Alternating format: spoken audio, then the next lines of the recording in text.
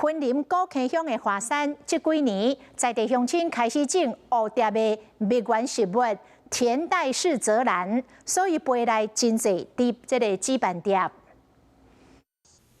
规定的紫斑蝶飞来飞去，只要是古坑华山游客中心外口的路边。这几年来，因为在地乡亲开始种椰的蜜源植物高斯福特兰、甲田带士特兰，差不多为4月份开始，四季拢当看到椰。因为我们有种它要吃的食草，所以它其实在萤火虫季大概4月的时候到目前8月，它还是都有。才有几种无同的紫斑蝶，上适合来赏蝶的时间是早起8点到下晡的3点，到8月底就结束啊。它的那个蜜源植物哈，田带式泽兰也是它的那个最爱嘿。这边有小紫斑跟端紫斑。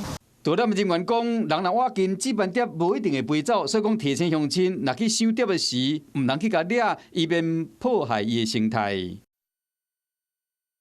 Hello， 我是易景，想要抢先掌握最及时的新闻资讯吗？赶快订阅、按赞、开启小铃铛，锁定华视新闻的 YouTube 频道。